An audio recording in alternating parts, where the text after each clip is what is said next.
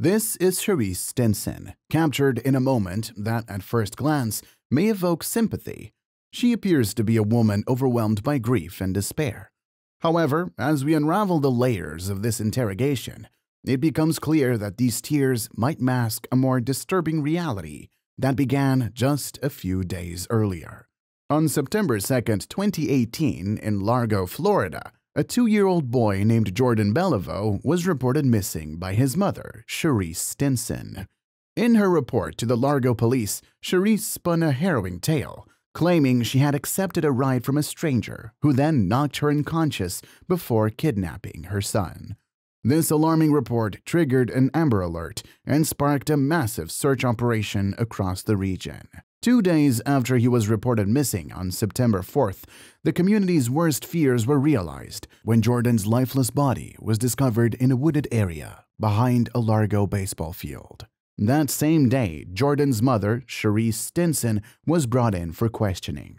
What follows is an interrogation that reveals a chilling and tragic series of events, far removed from the initial story of a random kidnapping that Charisse had reported. After being with you this week, you just knew he deserved a better life. No matter what the circumstance, I understand. Okay?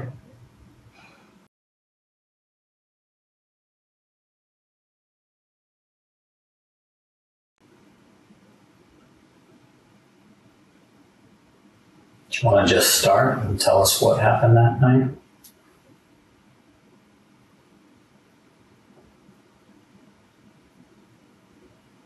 Do you want to just tell us what was going on that night? You want to look at the map, or what do you want to do? I don't know exactly. Okay. I want to show you some things on the map. Is that okay?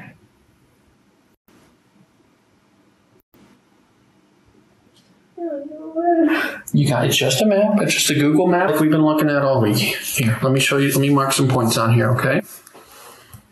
So you know what we're talking about. Can you look up and I'll mark them for you where you can see them? It's just a map.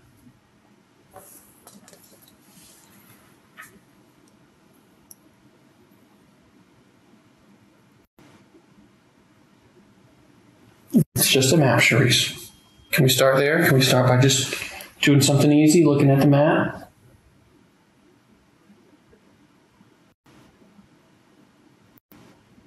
I know it's hard to function right now.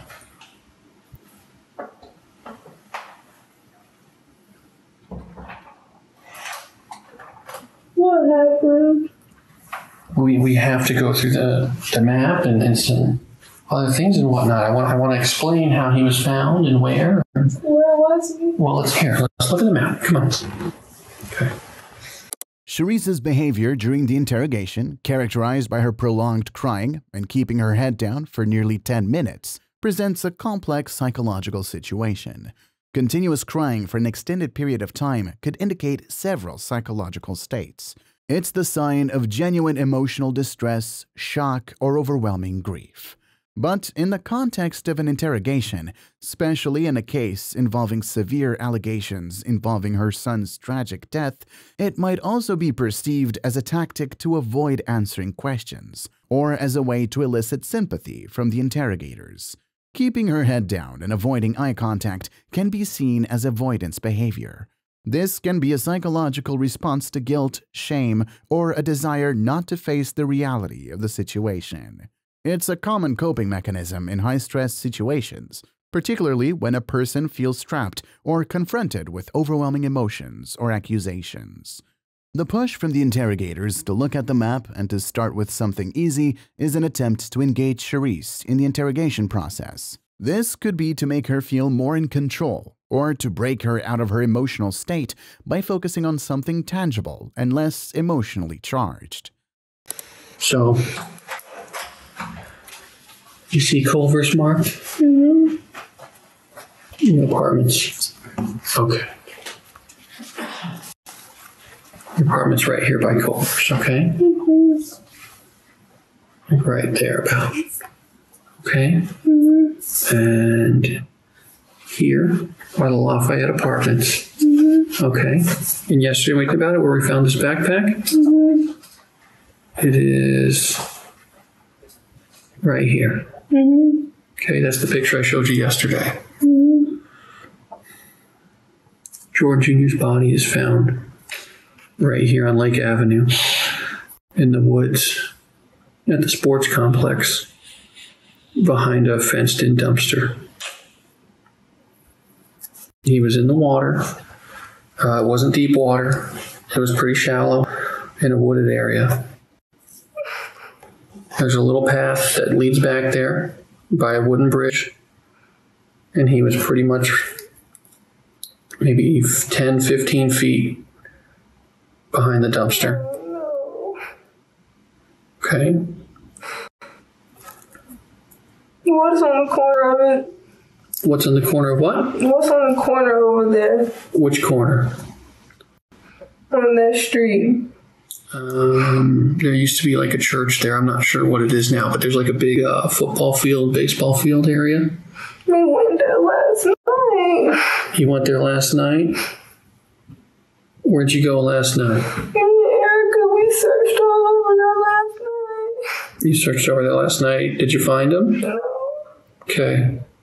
What led you to go over there last We night? went everywhere. We went behind Everest. We went everywhere. Okay. Okay. Don't beat yourself up because you didn't find him, okay? It's not your burden to find him. That was my burden. Okay, and he's found now.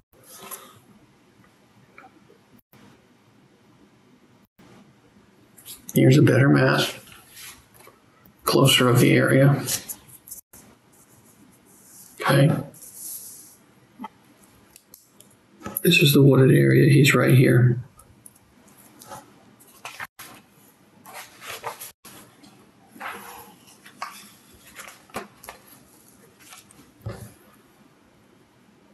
Charisse, how did he end up there? Remember yesterday when I told you, can you look up? Please look up.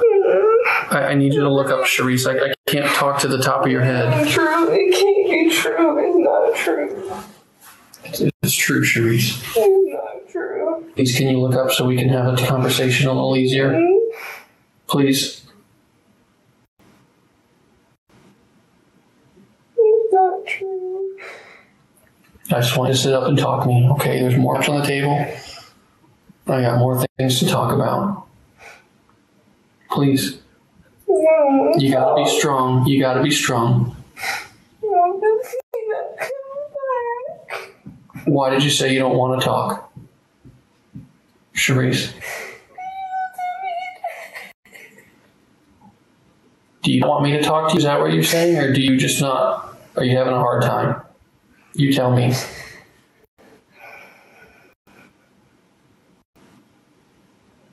It's important, Charisse. What did you mean when you said, I don't want to talk? Do you just need a few minutes, or do you not want to talk to me truly? Okay.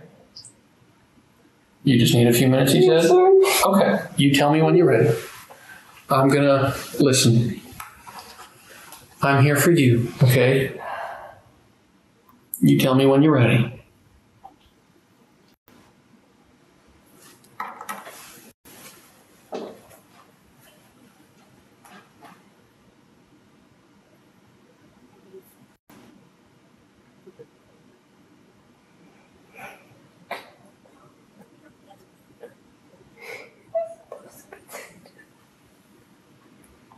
You were supposed to protect my baby.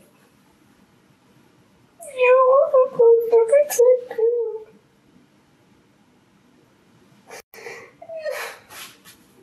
Oh, I hate you. I hate you. I hate you.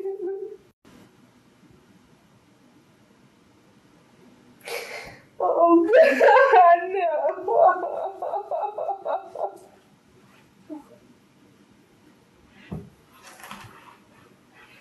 No.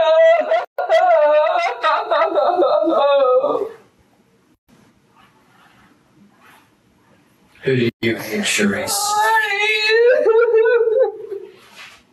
Who do you hate?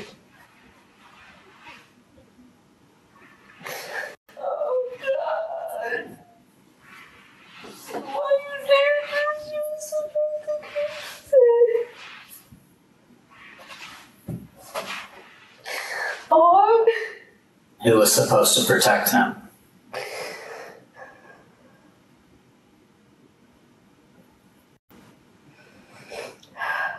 Just tell me when you're ready, Charisse. Do you want some tissues? Grab the box of tissues. I'm gonna get tissues for you, okay?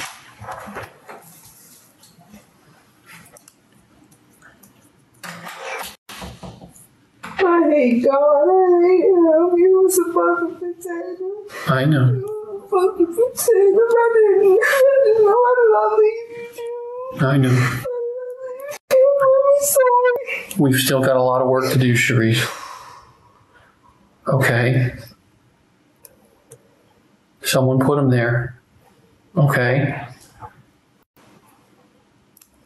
And I'm going to keep working. I'm going to keep going. Here, some tissue for you, okay? Right by your arm. Right here.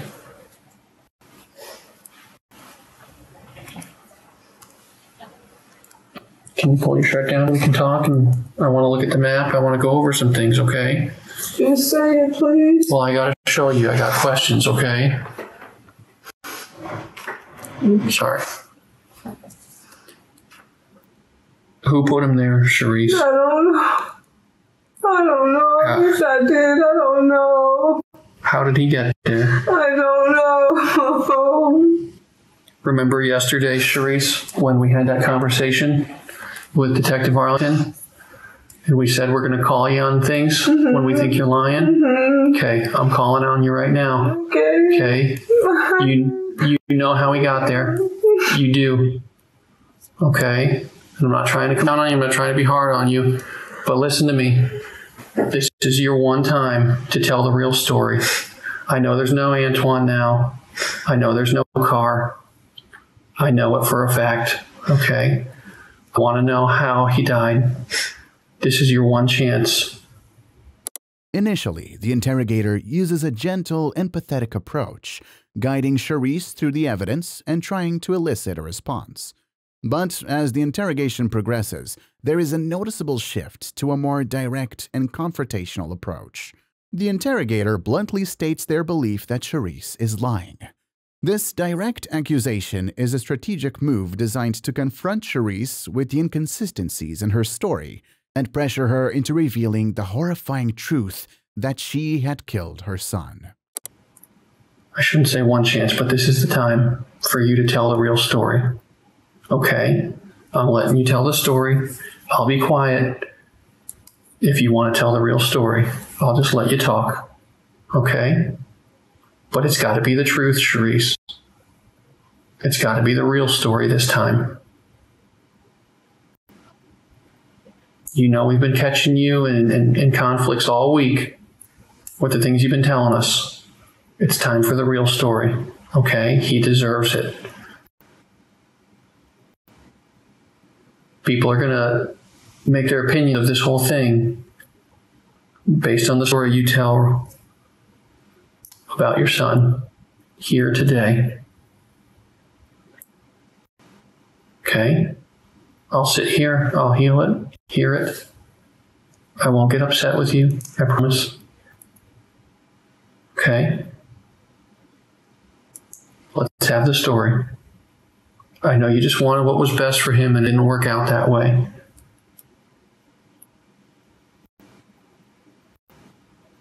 I know that's what you wanted for him. We found him. He can rest now. Okay? He can rest. And as his mother, you owe it to him. Tell his story the way it happened. He can't speak for himself. Only you can right now. And he deserves that. If you want him to forgive you, you'll tell his story how it should be told.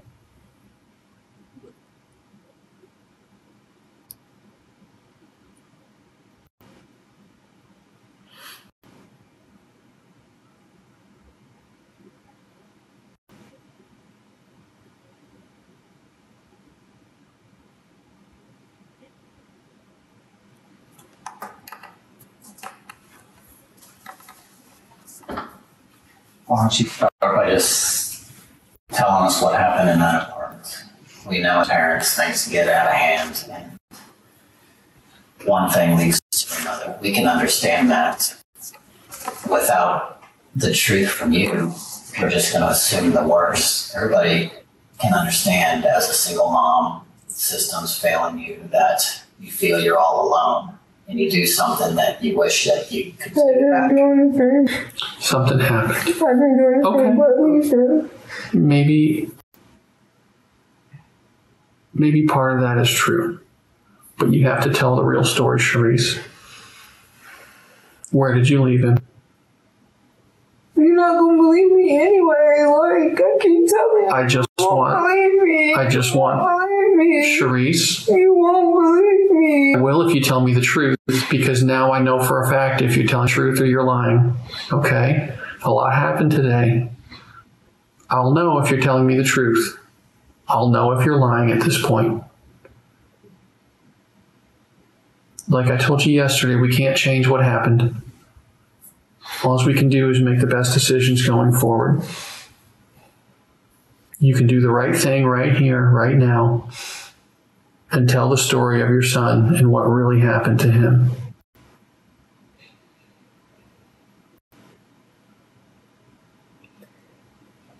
Take a deep breath. It's been an uphill battle for you the whole way. You've gotten no support. You've been doing it all by yourself.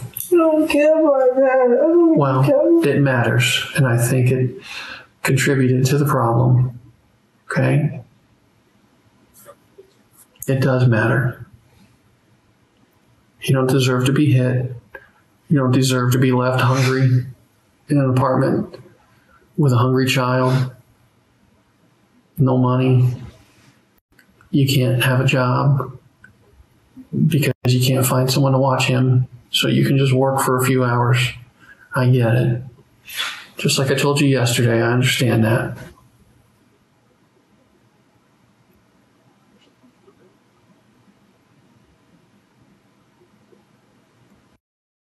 I want you to be honest with us about what has happened.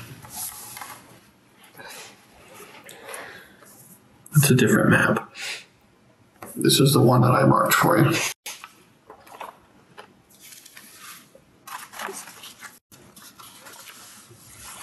This is where he is. Right here.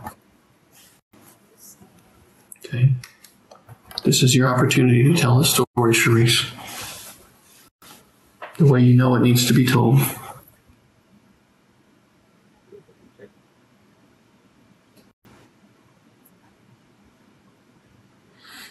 I was there last night. I know. I heard what you said.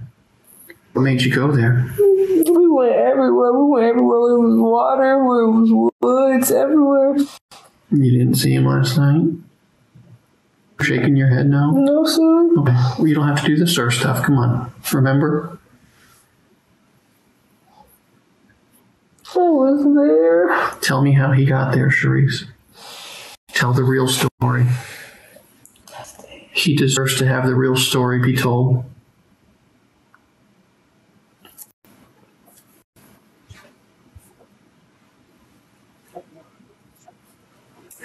Oh, the police told me. Just tell me what happened, Charisse. Why do you say all the evidence points to you? Go look at my house. Okay. We talked about that. It was his chin, man. It was his chin. What, the blood? Is that what you're saying? It was his chin. Well, be clear about what you're saying. I don't want to misunderstand what you're saying. You keep saying it was his chin. Are you talking about... Yes, sir. Okay.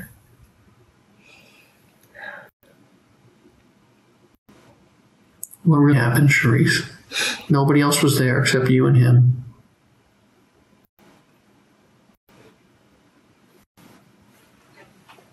Did he die in that apartment? No, sir. He was okay. He was good. Was he dying in that He apartment? was good. No, sir. You don't The have to... only incident was when he was choking, but he was fine after that. But he was okay. We left. He was walking. He was good. He was good. He was good. The interrogator is employing a mix of techniques to elicit the truth from Charisse. This includes showing understanding and empathy, acknowledging her struggles as a single mother as a way to appeal to her self-interest. By emphasizing her role as a mother and the importance of her story for her son's memory, the interrogator might be trying to find a way to make Charisse feel important and central in the narrative, a tactic that would be effective for someone possessing narcissistic traits. Charisse's fixation on a specific detail, her son's chin, when confronted with evidence, and her insistence that her son was fine when they left, is a futile attempt to control the story and maintain a self-image of innocence. The need for self-preservation at the expense of her son's suffering can be indicative of a narcissistic personality, where self-image and personal defense mechanisms often overshadow the ability to empathize or accept responsibility for harmful actions. When did he die, Charisse? He was laughing, he was playing, he was good. I don't know, he was good. I'm only going to give you, come on. I want the real story. If you don't take me, because I just... Okay, Charisse, we did a lot of work today. Okay, this is another map. Just so you know we're looking at. This is Lafayette Apartments. Okay. You, my bearings here. This is where here is. Okay. This is where you are right here. This is where you live. Okay. I told you yesterday or sometime during this week, we have gone through every camera and dumpster, everything along this East Bay Drive Road here. That's how we found the backpack. So that's the green dot? The backpack is the green dot. Okay. I mismarked it. Right there is the green dot, the backpack. That's how we found it. Okay. By going through all these dumpsters. Okay. Okay. We found that a few days ago, like I told you. Okay. His body's here. His backpack is here. You say you left him here. Okay. So today, we started going through this area right here. On King Drive right here. There's a house with a camera. And it sees you. Can you show me that? Because I'm not going to believe that. I don't have the video right here to show you now. I'm not going to believe that. Okay. You're just going to have to listen to what I'm saying. Yes, yeah. Charisse's behavior abruptly changes when confronted with evidence. Her transition from a grieving mother to a defensive stance when she realizes she's a prime suspect is striking. Suddenly, all the crying stops, and she's quiet, and she listens to the interrogators, absorbing as much information as she can. When she's told that there's camera footage of her leading up to the murder, she insists on seeing the video before believing the allegations. This aligns with narcissistic traits, where the need for control is paramount. Narcissistic individuals often have a distorted sense of reality, believing they can manipulate any situation to their advantage. That camera shows you. I don't have the camera, I'm just looking at sometimes. Oh, sorry. It's okay. At 10:15. I'm sorry, not 10:15. 10:56. That camera shows you here. Okay. Your last connection for your cell phone when you come off the Wi-Fi is 10:22 at your apartment. At 10:56, you are on camera right here with the backpack on and carrying your son. His body is in your arms. Okay. I'm not agreeing, I'm just listening to you. Okay, that's fine. There's another camera here at the Palms where you used to work. 19 minutes after this camera on Keene Park sees you, this camera sees you walking south from this way where his body is found, carrying just a backpack now. The interrogator intensifies their approach, presenting Charisse with undeniable evidence of her involvement in her son's death. The mention of specific times and locations captured by surveillance cameras, coupled with the details of her movements and actions, paints a damning picture that directly contradicts her previous story. I'm gonna be sick. I would be too. That's all he said. In 19 minutes, you walk from here. That's impossible. To here. I walk the path. It's totally possible. You walked there, and you left your son there. And then when you walk by right there, you still have the backpack that you dumped in the dumpster near the apartments that you made this whole story up about Antoine. No, I don't believe you one bit, Charisse. You are a liar. No. You have not told me the truth all week. No. That is a fact. That is a fact. The fact is he's there and he's dead. The fact is you walked by, you left him there in the woods behind that dumpster. You left him there, and you carried his backpack, and you left it here. And you made all this shit up to make it look like you're not a monster. You are, because you don't even have the courage to tell your son's story. Something happened to him when you were responsible for him. I don't know if he was dead when you left him or if you just left him there in the woods all alone, dying. You didn't do anything but leave him. You left him there. You walked away from him. You went there last night to see if he was still there, and he was. I saw him with my own eyes. I found him with my group of people.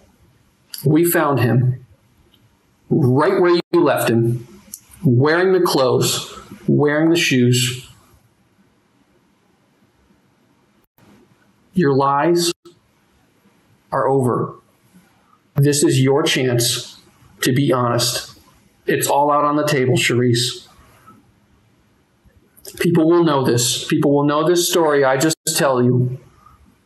And you choose to do the right thing. Tell us what happened at the apartment that night. Or that's how the story goes.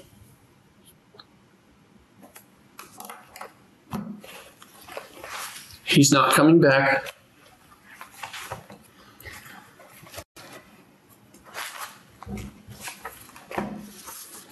There he is.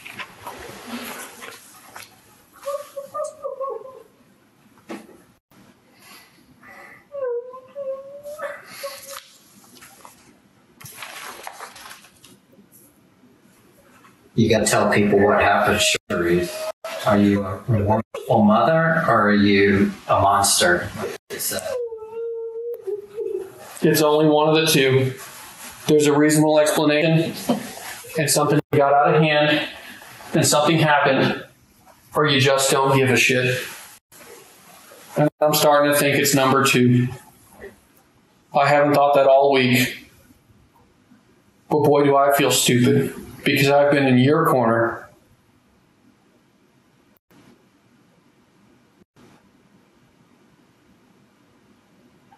What happened that made you panic? Tell us what happened. Make us understand. This isn't the first time we've seen a dead baby.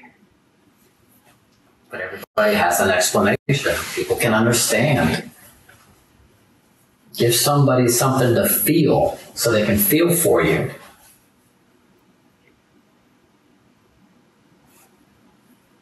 There's a reason this happened, Charisse. People deserve to know. Something happened. Grandma deserves to know. Both grandmas. Your mother has never even met him. She deserves to hear the story. The real story. Jessica, who has done nothing but help you and try to be there for you. You owe her an explanation. You love Jordan Sr., but you also hate him. You owe him an explanation. He deserves to know. It's his son, too. And this is not fair to him. Because he has to live the rest of his life knowing this.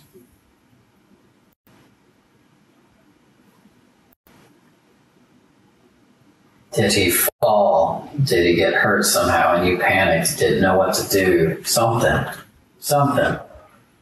You carried his poor body almost a mile. You were just scared. You didn't know what to do. But I don't know what led up to that. Only you and him were there. Only you can tell the story now.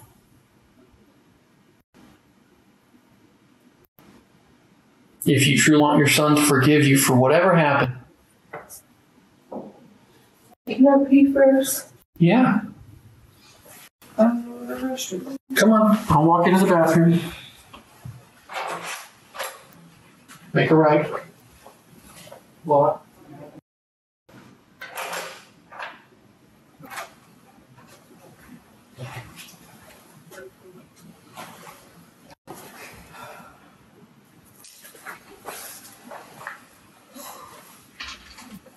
Charisse, I've been doing this forever.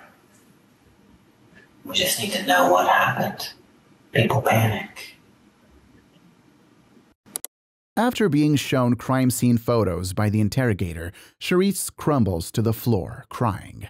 But the authenticity of her distress is questionable. There are seemingly no tears or sniffing, and, more alarmingly, her demeanor shifts as she nonchalantly requests to use the bathroom. Upon returning, she exhibits complete indifference to the same photos that initially provoked a dramatic reaction. And people can understand that. People are always going to want to know what happened. And they're going to put their own opinions of what happened. I promise you, it's going to feel better. I promise you, this is going to get you through this. You got the weight of the world on your shoulders, Charisse. That big weight we've been talking about. This is that. Gosh, This is a book we have here, and we're at the final chapter. We have all the answers. We don't want to complete that book without you. You're not a bad person. Something happened. You panicked. We see it all the time. All the time. It's happened in our lives. What happened to me? I don't know exactly what's going on, Charisse. I'm overwhelmed right now with everything too. Didn't you look? I know you didn't mean it. So what happened? And that's what we want to believe, but He unless was you tell okay, us. and I love him. I know you love I love him. him, and I was. Have I ever told you you don't love him? What happened? Come on, it'll make you feel better to get this off of your conscience. I promise.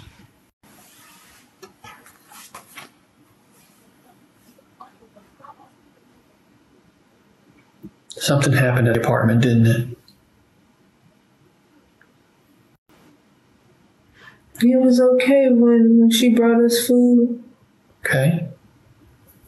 When was he not okay? At what point was he not okay? I don't remember. Well, he had the seizure on Friday night into Saturday morning, early Saturday morning when you guys were in bed. Okay, right? Mm-hmm. So at what point? He was okay, and You said he was okay when you guys got up for the day.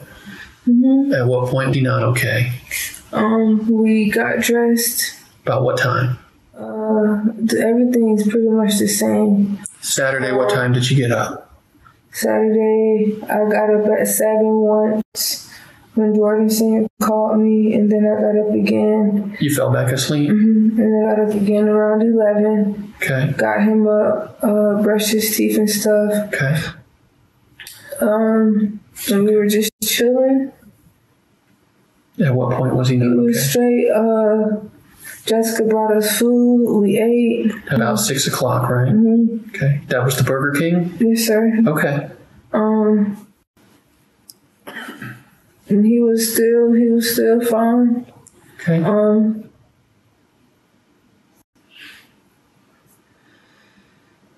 I know it's tough. You're doing good. What happened where he wasn't fine? Took a shower, got dressed. I gave him a bath, got him dressed.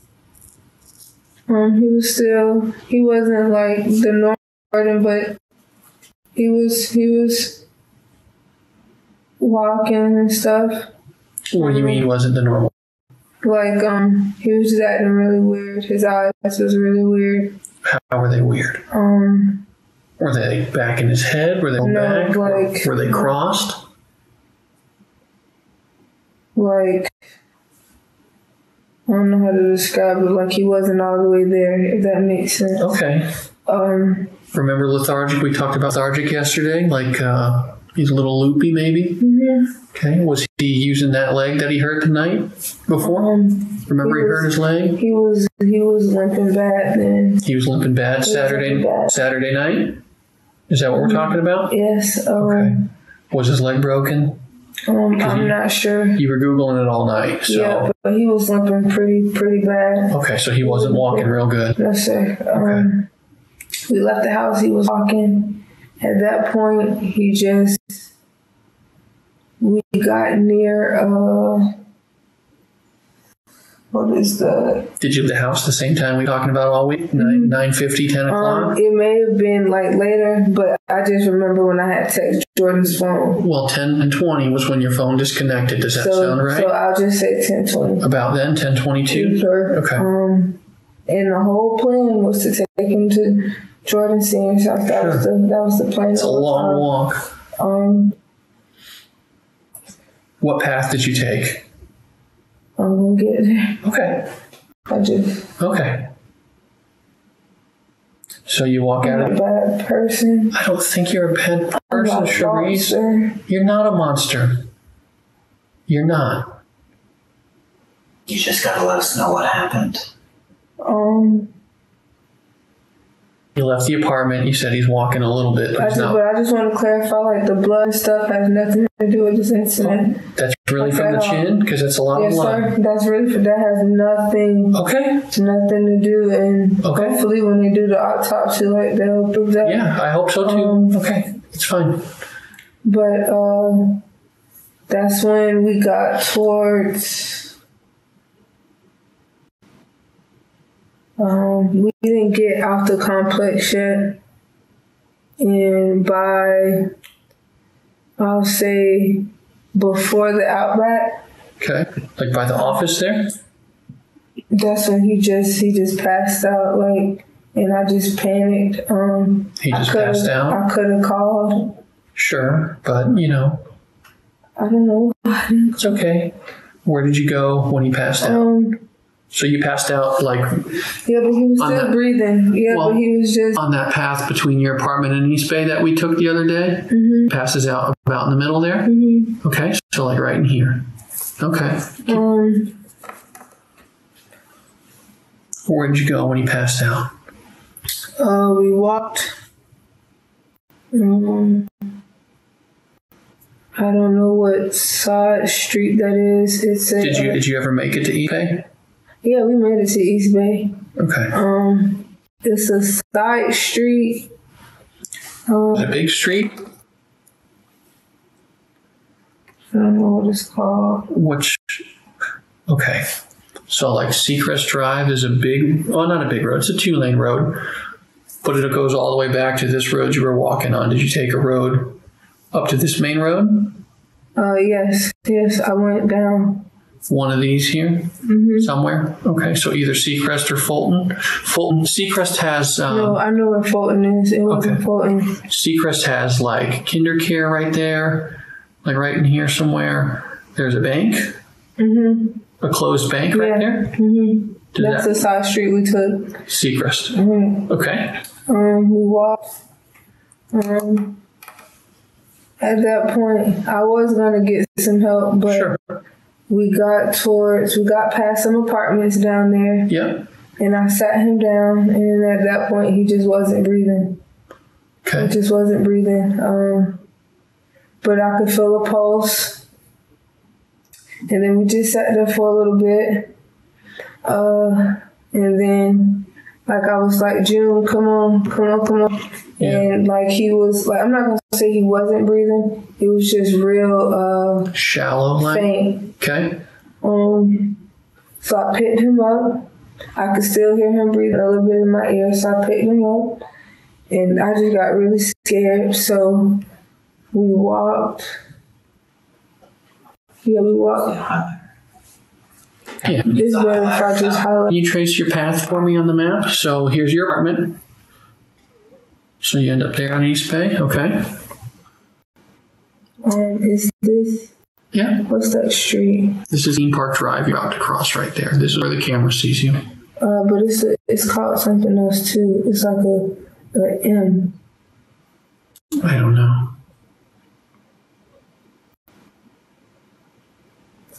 Mm-mm. This is where you're seen on camera. And I know I can't show you the video right now. I just don't have it to show you right now.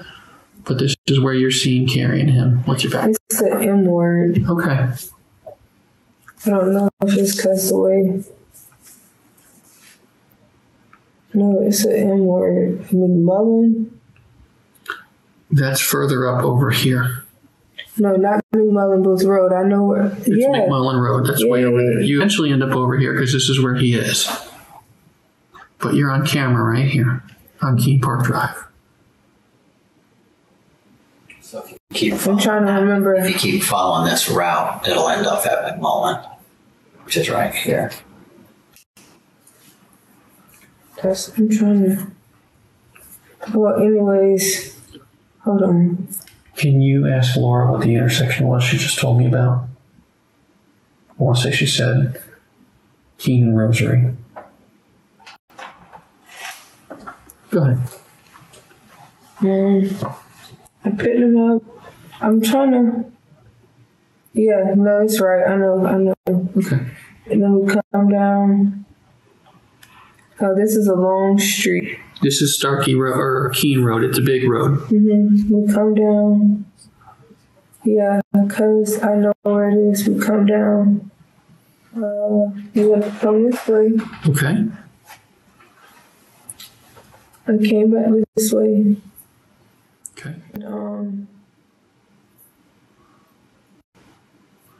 This is where he's found. I came back this way and This is like a weird intersection. It's like a three-way intersection. And Do you remember talking to a lady right here who asked you if you were okay? I can't remember. Okay. I can't remember. Okay. So you go down McMullen. We come down. I know.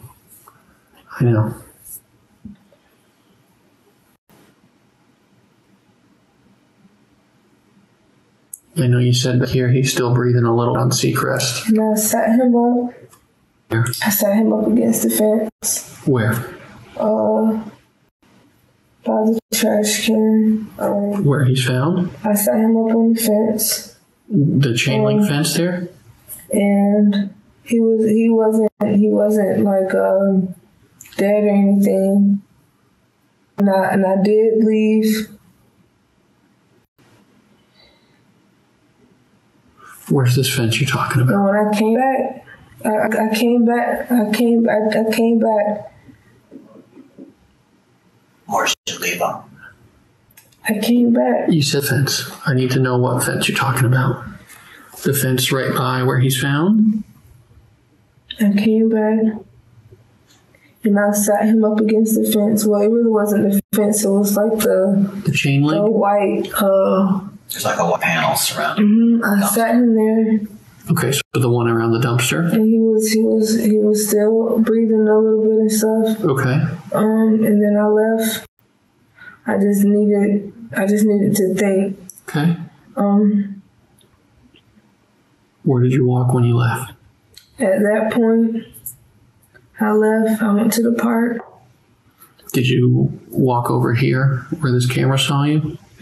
I walked to the park. Right on the side of the palms, like between the community center and the palms? I walked to the park. I just needed to breathe. Did you throw the backpack away?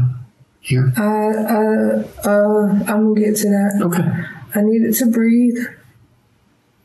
Because at that point, it was like, I already knew what was gonna happen. Sure. And then I came back, and it was just tragic. Like, how long do you think before you came back? I don't know. Okay. It wasn't long. I walked around. So you left him leaned against the panel fence. How did he get into the woods there? The woods behind the fence. Is that when you went back?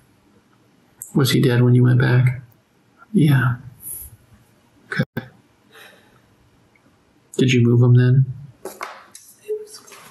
He was cold. I'm so cold in this thing. What's that?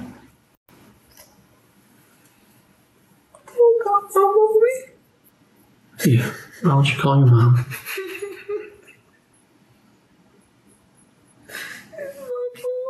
You're doing great.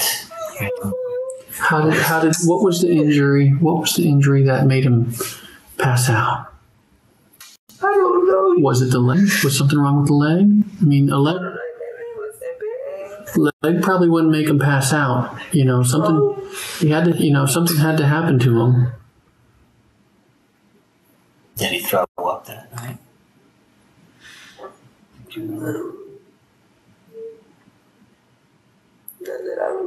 Let me tell you what my experience tells me based on the what you're telling me that he was experiencing, the not there look, kind of lethargic. That's a head injury, a substantial head injury. So the blood in his brain is swelling at that point, surrounding the brain. The 2-year-old child has this little space in between them, and when blood fills that space, it has somewhere it has to go. He hit his head that night. How did he hit? What night? When he fell off the bed. Friday into Saturday? Mm-hmm. He had hit his head. On what bed? I said he had hit his head when he was jumping on his bed in the living room. Okay, what did he hit his head on? On the ground. On the floor. The type of head injury we're talking about doesn't happen from a low fall like that. Charisse finally admits that something happened at the apartment. She recalls that Jordan was okay when they were brought food by the grandmother, but allegedly struggles to remember when things changed. She mentions him having a seizure on Friday night into Saturday morning. The interrogator probes for more details, asking about their activities on Sunday. Charisse explains that they got up around 11 a.m., and her child was fine when they ate Burger King at around 6 p.m. However, she notes that Jordan wasn't acting normal, with weird eyes appearing not all the way there. She describes him as lethargic and mentions he had hurt his leg the night before and was limping badly on Saturday. She recounts leaving the house with Jordan and texting someone at around 10:20 p.m., which the interrogator notes is when her phone disconnected. According to Charisse, Jordan passed out near an Outback steakhouse. Panicked, Charisse didn't call for help. She carried Jordan, feeling his shallow breathing, and decided to seek help, but then changed her mind. Charisse admits to leaving him leaning against a fence. When she returned, she found him cold and unresponsive. Interrogators suggest that a severe head injury might have been the cause, but Charisse insists it was from him falling off the bed. However, they express doubt, stating such injuries typically result from a much harder impact. Mm-hmm. Well, He might have hit it, jumping on the bed, but a low fall from someone his height jumping on the bed, it doesn't happen. I'm just trying to tell them. I know, but I just know from my experience and my training that type of head injury is much more severe. It's a really hard hit. A really, really, really hard hit.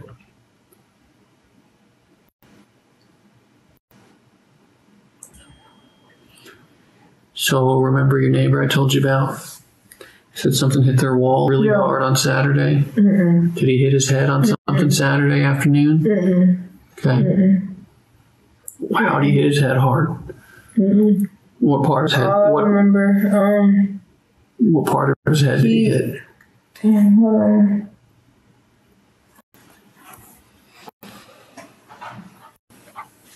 I'm trying to remember walking in the living room. It was up here. It was like reddish. It was like forehead. Red. Mm-hmm. Okay. Did you see him hit his head? No, but I just seen it was like real red. Well, how'd you know he hit his head from jumping Because up? it was kind of like not like a big knot, but I knew the difference between when he was in the room with me and when he was out there playing. So where were you when he hit his head? I was in the not the living room. I was in the room. The bedroom? Mm-hmm. Okay, and where was he? He was in the living room. Where his little toddler bed is there? Mm-hmm. Is it the living room or is it like the dining room there? Like the dining room. Okay. In the room. Where it was yesterday when we went to the apartment? Where me and you went in, it was? Yeah. Okay. Yeah. That's where it was? But it was, I don't know if you was there before they took everything out, but No. the bed was like more up against the wall. Yeah, it was pulled off the wall a little bit, but it was against that wall. Okay. Oh, God, let me be sick. Damn, dog. How did he hit his head so hard, Charisse? It's like, when I'm telling you the truth, it's like, damn, like. Why didn't we talk about this 2 days ago? Why were you afraid to tell me?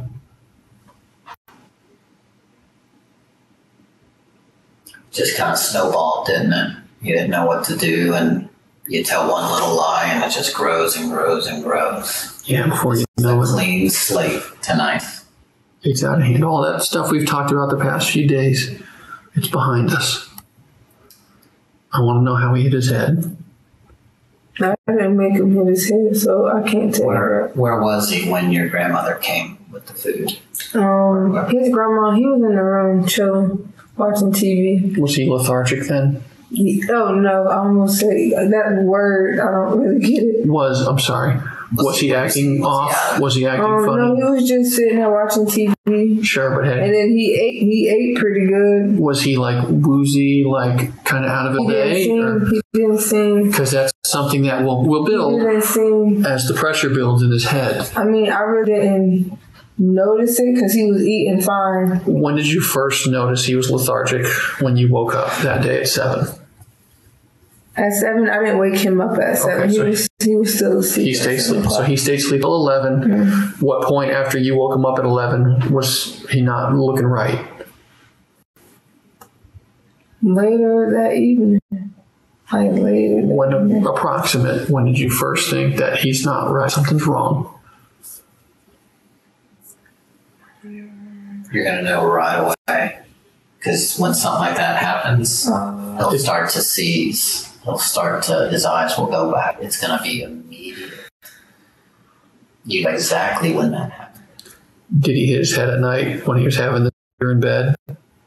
And he was choking on his tongue? That's probably when he hit his head again, when he was having the so I'm not sure because I woke up to him shaking. That's how I ended up waking up. What would he have hit his head on though? He was in the wall is I don't have like something to protect it, so Sure. we sleep right on the wall. Right. So I honestly couldn't tell you that. But even his rolling or bumping head on the wall like that, it wouldn't be a severe Well, head injury. I don't. Did you get frustrated? No.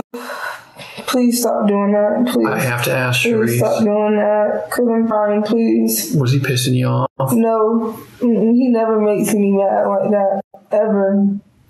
He never makes me mad like that. He's not even really a crybaby. Like, he's not a crybaby. Something significant had to have happened to him for him to stop breathing. I know it's tough. I know we're just trying to narrow down the head This injury. is the hardest part. You're right there. You've gone through every single door. I do not know. This I is the don't last door. You do know. I don't know. You do I don't know. And that's, remember that I don't know. I remember that really incident? don't know. Listen to me for a I second. really don't know. Remember All that? I remember was he was okay when we was walking. Then he started acting real funny. No. And No.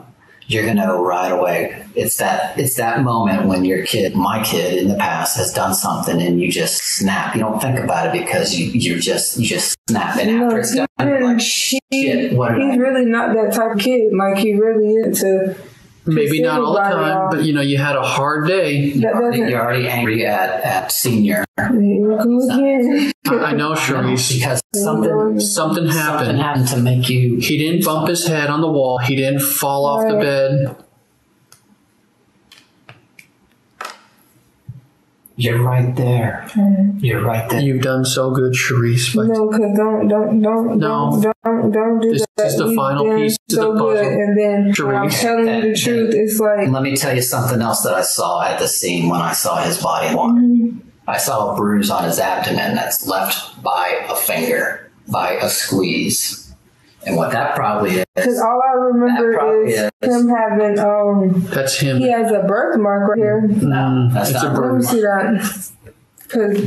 You're not going to be able to see it. Well, yeah, you probably will. Where? Right there. That's a bruise. That's not a birthmark. You said his birthmark's on his right side over here. You know what that is? This is a bruise. You know what that is? That's somebody grabbing the baby and hitting them against something. That's what that is. Yes. I told you I've been doing this forever, right? I've seen everything. I've seen it all. You panicked. You wanted to get him to senior or even the hospital. Hell, you're almost there. And yes, I believe he died in your arms. But something happened to make you leave. I really want to just get him some food. But he didn't eat. You can't eat after a head injury like that. Oh no, he ate. What happened? We can understand that. I told you, hundreds of people I've interviewed, and they've all said that 1 second, one split second is all it was. And you would take back that second in a heartbeat, I bet, right now. But we can't take it back because we're here. Remember, he says you owe it in order to tell his story. Then he will forgive you. Then you will be forgiven.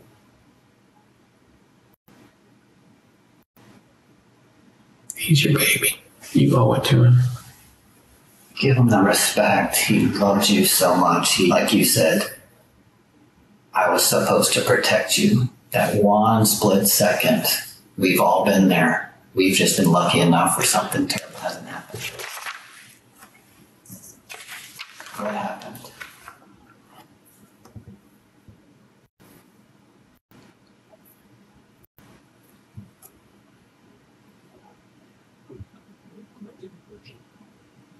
We won't think different of you, Charisse, like you said. It don't matter. You don't have to think anything different of me because I'm going to face up to... But you're not. 25 you're stopping right here. other years, and I'm going to die in prison. You're not facing up to anything because you haven't made amends yet. You're right there. I'm going to die in prison. We don't know that. I'm going to. You don't have to judge me. It's going to be a bunch of... I'm going to die in jail. No. But remember I said people always want to know what happened. Because people that will be judging you... I'm going to die in county. People that will be judging you will say, yeah, I've been there. If we go and end this chapter, like if you want us to end it saying, she doesn't know, she didn't say anything, that's when they're like, the hell with her. Charisse expresses a sense of inevitability about her fate, showing resignation and possibly guilt. Her focus on her own situation rather than her child's fate is just one of the many times she reveals her self-centered thinking. But give some empathy, give some remorse. reason. Finish that book. People can understand frustrations. We've written a whole book this week, Charisse, you and me. This is the last page. Can I call my mom, please? Yeah, I told you can call her. Okay, I'm going to let you call her. Okay, but I want to know how he hurt his head. I do not know how he hurt his head. Okay. I don't know. All I can tell you is I left. I came back. When I came back, he was gone. At that point... He was gone or he was dead? He was dead. And then you put him I left. in the water. I left. And actually, I didn't put him in the water, though. Where did you put him? I raised him up, and I sat him over the fence. Was he still alive? I don't think so. I doubt it. How did you lose your shoe? I really don't freaking know how I lost my shoe. But I did have my shoe at Largo Park. You didn't have it on when you were there on the video. I don't know, so I must have lost it somewhere. Did you lose it back in the mud on back there? No, I never went back there. I'm scared of dirt and shit. You were scared of dirt, but you put him back there? That's just... I can see the path he took. I saw the shoe prints. I never went behind the fence. So where? What? So you just threw him over the fence?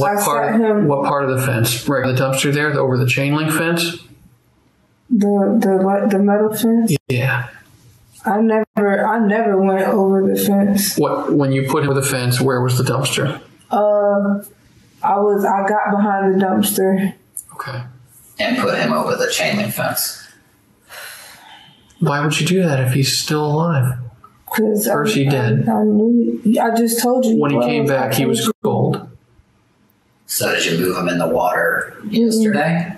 No, my cousin Erica was with me yesterday. How do you get in the water? I have no idea. That's a good 10, 15 feet from the fence to the water. I still want to know how he hit his head. I can't tell you that. Something I happened. don't know. I cannot The tell you bruises something. are up high. I'm just talking. Okay, I'm just talking. But that all happened in your care, right? Nobody else was around but you. Correct? Nobody was around. You're alone right there. You said we're done. We're done. You're in that apartment, right?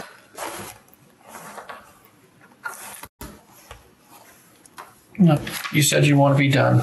You tell me if you I just want. need you to listen. I'm listening. Instead of You tell me if you want to talk to me. it's like when I'm trying to tell you, it's like you still keep saying stuff. No, It's like I'm questioning what you're telling me. You're starting like you did, I guess, days past what I'm being told. It's like giving little lies. I don't know, or I. Are we done or are we not done? You make up the choice. You said you want to be done. How did his head get injured? He didn't fall. Let's start from there. Just because that's what made you leave the apartment. No, I only left the apartment because I needed him to eat. Like, I was hungry. I'm pretty sure he was You had already hungry. got food, right? That was, 3 hours earlier, yeah, she got. but that was the first time we had ate. That whole, like, literally, that was the first time we had eaten. What happened to anything. him between grandma coming, you leaving the house? You want to know the honest truth based on what they were telling me? He is already severely injured, if not dead, before grandma comes over. Mm-hmm.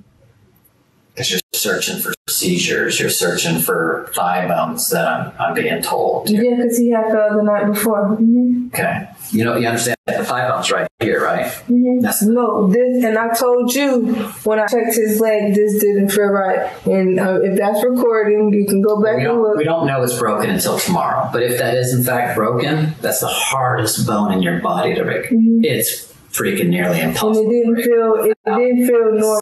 Serious impact. It did not feel normal. Okay. And he was open. A 2-year-old that potentially has an injured leg, fussy, it's gonna be just a pain in the ass. Mm-mm. He wasn't fussy. I mean, he cried when he fell. Okay. But he wasn't like So what was it that made you snatch him up that 1 second where he hit his head? How come he said his head? Yeah. I don't know. Trust me, been there, done that. So we're not leaving until we get the story. I'm doing it for you, believe it or not.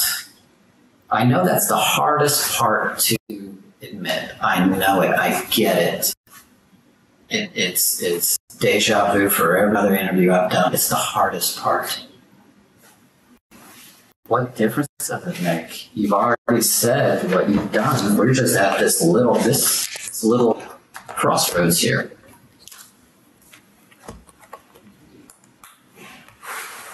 Can I tell you a story? What I did to my child when I was 22 years old and having a new kid? No? I get how you can lose your frustration.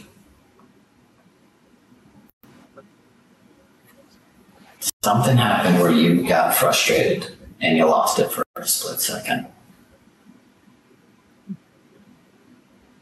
we keep going back to that because we know based on our experience that that's what happens with a head injury. It's the only piece left.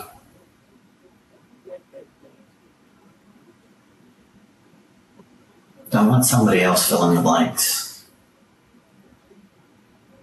I didn't mean to do this shit. I know you didn't mean it. I know you didn't mean it. I want to know you didn't mean it. But you need to put this period at the end of that sentence to let me know what it was that frustrated you. Because if it wasn't something frustrated, it was just done out of spite. I hate this kid. I don't want this kid.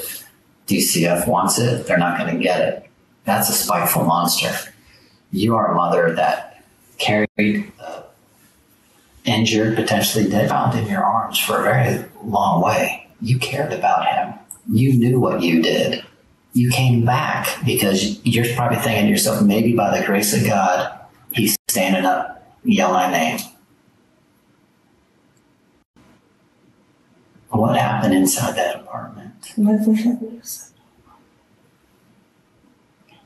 He is dying when you say you get to the apartment complex, just a block around the corner. If that part is true. But something happened in that apartment complex to cause that head injury. To cause that. No, y'all gotta wait for the autopsy. No. All the autopsy is going to tell us is subdural hematoma, all this stuff, subacnoid, crab, fractured skull, but we're still not going to know what happened unless you tell us. We can guess, but we don't want to do that to you. Everybody else is. Who is? It don't matter. I'm never gonna get out of prison. Like, I'm not even gonna see my daughter. The difference is if it comes to the difference is, did this mother, was she honest? Did she accept what happened? Did she give us a reason? Did she show remorse?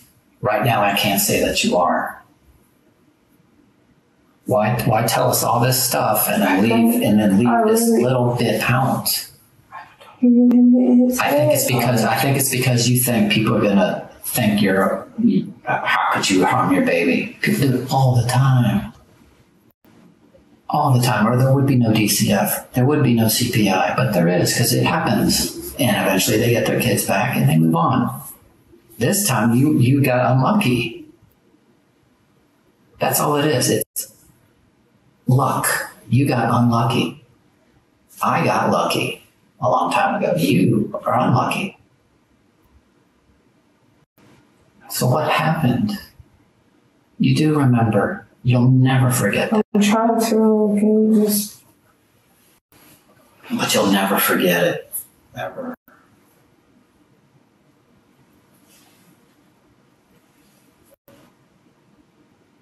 But at least if you say it, it's all out. Cards are on the table. I now ask for forgiveness. You don't get it without the full story. Like you said before, it's not a hit that you don't notice. It's a hit. all right.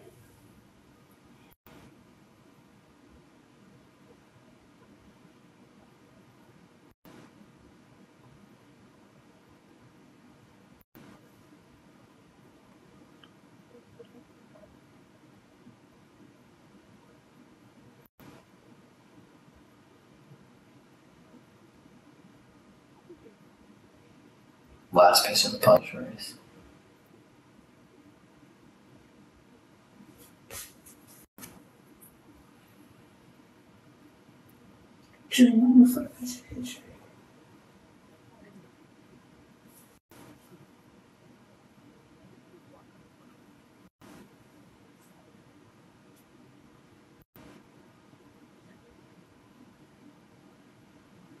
It's real red and swollen in the forehead, like you said.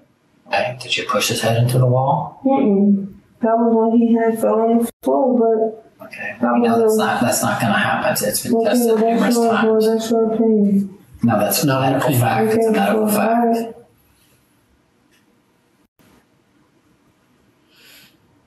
I'm really trying not to catch your attitude, but it's okay. It's a frustrating moment. Hey, if you don't want to say it, don't say it. I'm not trying to get you to say something that I don't want you to make up anything, but I just know based on my experience, based on medical facts, that you're leaving out what happened to his head. And if that's the road you want to take, that's on you.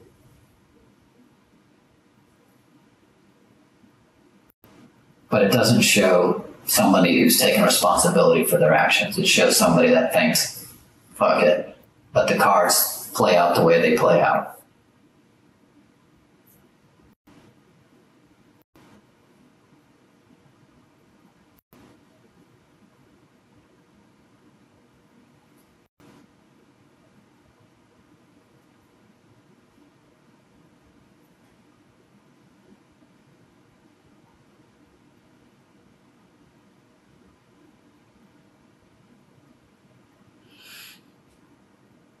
What did he do?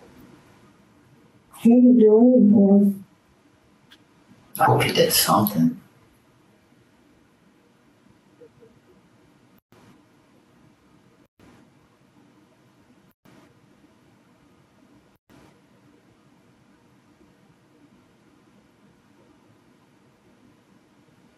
Was it the attitude of,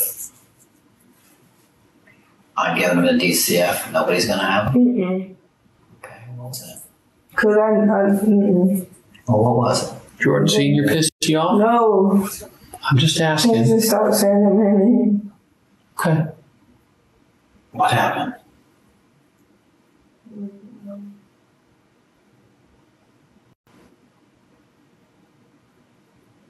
I promise you'll feel better. We'll cry about it and we'll move on. You owe it to your son.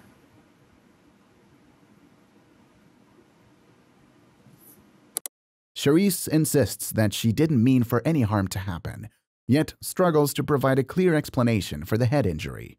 Her focus is more on asserting her lack of intent than on the details of the incident, avoiding responsibility as a result.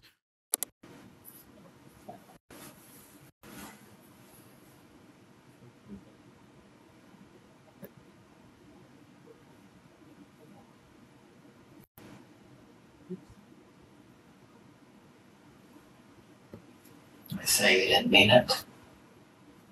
I didn't mean any of this to happen. Okay. Of course not.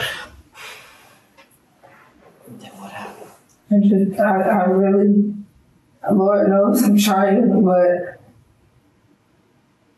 the only things I can think of for him to hit his head was falling, or if he hit his head on the wall when he was having a seizure. I don't Well, The seizures after right. the head injury. The seizure's a result of the head. Trust me, I know that because my mom had seizures from her head. I already know how that process was. So that's why we keep coming back to that, because He didn't hit have a his head seizure. during the seizure. Right. It's Not before. that I know of. Well, he might have bumped it or something, but the major head injury is before the seizure. Because that's why he's having a seizure. Okay. And that major head injury is caused by somebody else. You're the only one in the apartment with him, correct?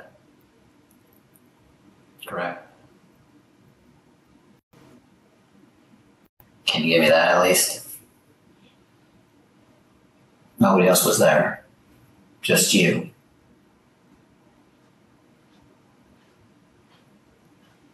You live there alone. So you remember why I asked him a question? Because I want you to at least admit that. I already admitted to that. Be a woman. I already admitted that we stayed alone. Okay. Then there's only one person responsible for that head injury, and that's you.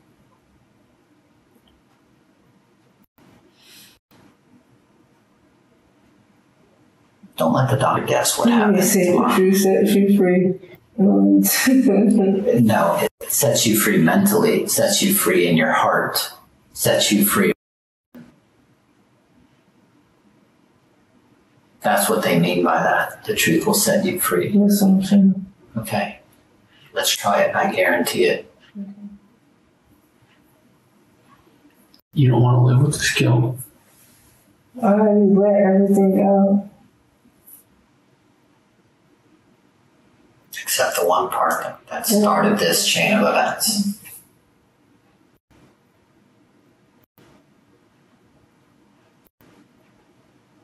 You want us to finish the story? We'll finish it. I'm going to suggest, unless you tell me otherwise, you murdered in that apartment. Mm-hmm. You panicked, you left the apartment, you dumped him by a dumpster. And then, according to your words, you come back, throw him over a chain link fence like a piece of trash. I didn't throw him. Chain link fence is this tall. All the way over there. Unless you went over the side, plop, a piece of trash. Trust me, I already feel like a horrible person. I am a horrible person. I am a monster. Because you won't come to the truth to tell us what happened that night. I will have to agree with you if that's the case. I'm trying to remember. I swear to God. You won't forget that, Charisse. You I swear to God, I don't. So is that because you hit him so many times that night? Mm-mm. You're never going to forget that moment. You know exactly what it is. The only time I remember him hitting his head was when I'm being honest with you. The only time I remember. Okay. Well, all right, I did it. All right. It's medically impossible to roll off a bed. I didn't say he rolled off. Okay, a 2-foot kid falling head first into, I don't suppose you have tile flooring, but if you do, not going to happen. Kids are pretty strong. Okay. They're pretty resilient.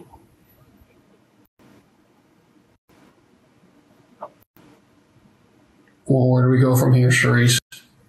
You're taking me to jail tonight anyway, so I don't know. Who told you that? I haven't said that. Because I don't know. Is this how the book's gonna end? I'm really trying to, I swear to you, Well, if that's how the story ends right now, so be it.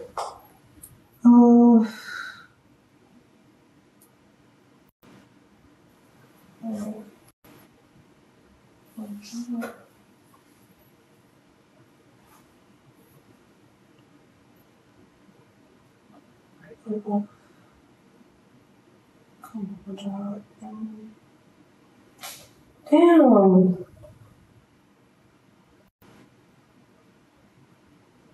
It happened before Grandma showed up. Mm-mm. Well, you remember that it didn't happen then, so what happened? Because he was chilling. He ate all his food.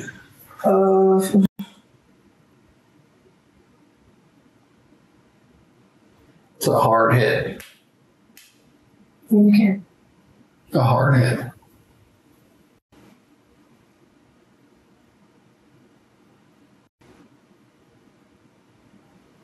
I'm so sorry. I'm so sorry. No, you're sorry, Charisse. You know. Let him know you're sorry by admitting to what you did. Nobody accepts apologies unless you admit what they did. Make it sincere.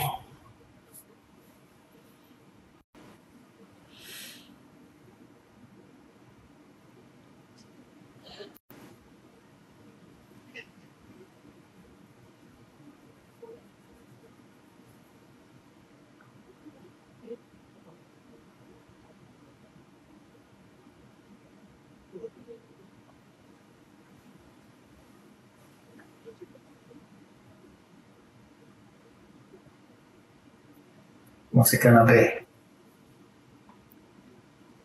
This is the time. This is your chance to tell it.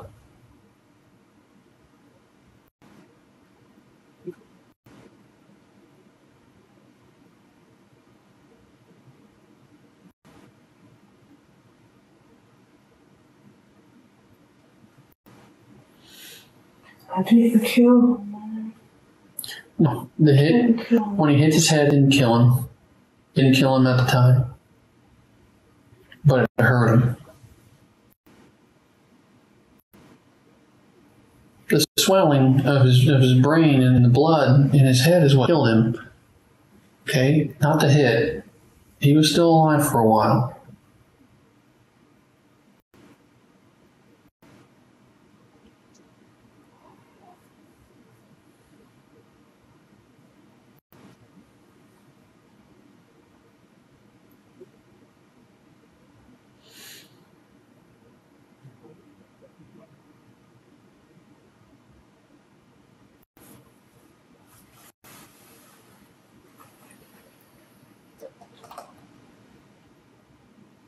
Do you want us to finish the story?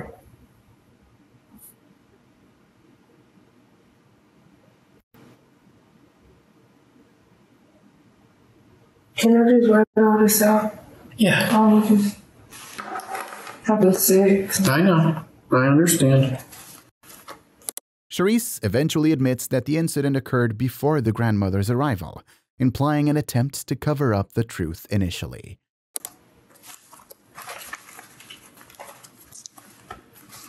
Legal pad. Yeah, it's fine. Get Get a Miranda statement, actually. Oh, here we go. I got it. What would you like? You're gonna need more. I'll just start and let's just... Okay. Hang on a second, Casey. I'm going to explain it to you, okay? I'm going to jail tonight. These are the rights I gave you earlier. I got to go out and I got to talk with people, okay? I got to talk. I got to figure out what we're going to do. While you do that, can I call my mom? I'm going to let you call her. I promise you. You want to write? I want you to write while it's fresh in memory. Let me see the form for a second, please. I'm going to fill it out. Today's the 4th. But this can be used against me, correct? I told you that in the car. Everything can be used against you, okay? It's your choice. Sometimes writing down makes it easier.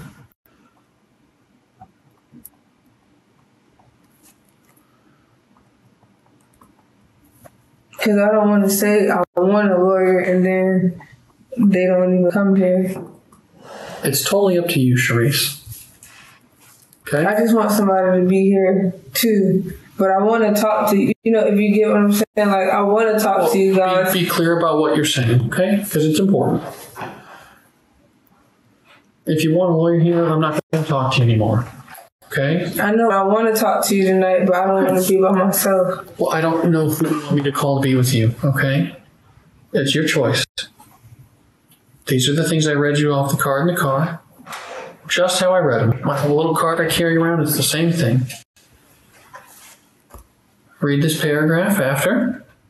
If you want to write it out, sign the form. You don't have to fill this out. That would be me. And you turn it over and you write whatever you want to write. And you can use that legal pad for more. Or if you just want to start that legal pad, you can do the legal pad. Okay, but there's your rights. This is the paper you start on. I don't think you're a monster, Charisse. You're a single mom with the world against you. It really is. And you're in a bad situation that nobody would choose. Nobody would choose to be here if they could. Nobody ever comes. I know. You've been calling all day Friday, all day Saturday. Those people don't give a shit about you. They're not there to help you. They wouldn't give a shit about you. They don't even care about him. This just happened and they came. Yeah, we get that. That's the frustration part. I'm so sorry, too. We know you're sorry. Nobody thinks you're not sorry. Of course not. It's Charisse. Something, he hit his head somehow, and it just led you down a path that you couldn't. It led you off a path that you couldn't get off. He wouldn't wake up when? When would he not wake up? I went back and just wouldn't get up. That's because he was dying, Charisse. Oh, God, I'm sorry. I never even said. I'm sorry. If it's easier for you, write it down. Write down what happened. You don't have to say it. You can write it. Finish the story. Here's a good picture. No, I don't even deserve to see that. You do. Remember what I told you yesterday? Remember what I told you yesterday when I said one bad moment doesn't define our life? Just because one thing happened. Charisse, just because one thing happened that was bad doesn't take back all the good times. It doesn't negate everything good. It doesn't negate everything you did as a mother. You were a good mom. You were. Something happened Something happened. Remember him as that happy little guy. Not the guy. He's not. He's not that baby. He's not. He's not, but Charisse, that's who he was. He was happy. I'm sorry. I'm sorry. In the end, he had one problem. Just tell us. Tell him that. Look at him and tell him what you're sorry. What did you do? Tell him.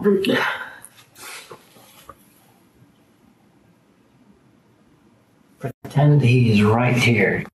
I am so sorry for hurting you. What did I do? This is your chance. This is his chance. He's watching over you now. He's in a better place. He's not hurt anymore.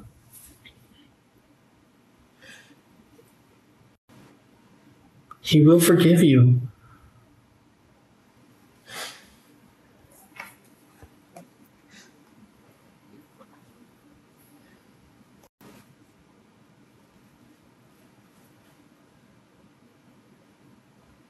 You ready to write it out? Or you just want to say it?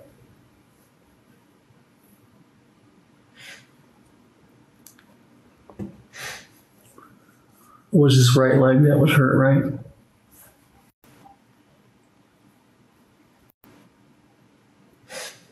Thanks, Mama. Okay. What was wrong? Nothing. Nothing's wrong.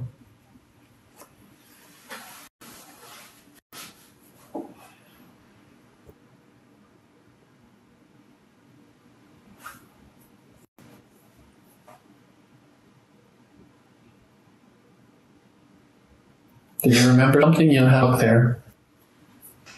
I'm just thinking about Jordan Sr. Why? Because through all the bullshit, that was still his child. You know, it will be easier on him if he knows exactly what happened. If he's left in the dark about the last little piece, and he'll never know. He'll have that weight to carry his entire life. He kept crying because he was hungry, and I just got mad. You know, I wasn't really mad. I just wanted him to just shut up for 2 seconds. Yeah.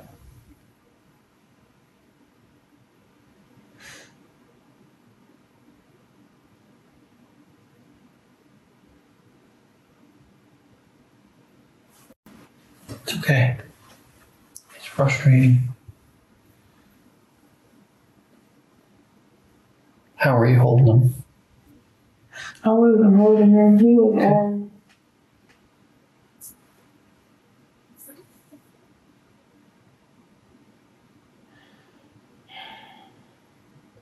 I can feel the weight coming off you as you talk.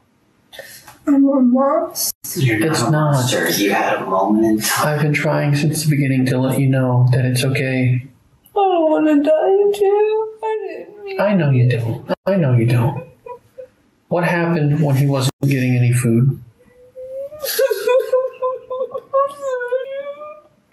You just wanted him to stop crying. I just I hit him really hard, and he hit his head really hard On what? on the wall. Which wall? The wall by our bed. Okay, when was he crying and he wouldn't stop?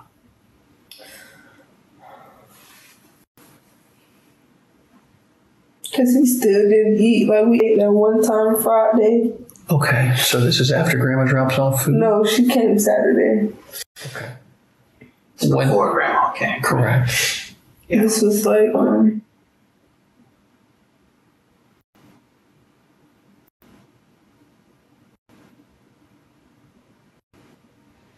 he had failed. He hit his head then. And So with the this was around. Oh, damn. I really can't remember the time, but I know he hit his head pretty hard on the wall. It's after the social worker comes? And Yeah. is it before the seizure at night? On Saturday night? Or Saturday morning? The social worker comes at about 8 o'clock on Friday. I want to say, hold on.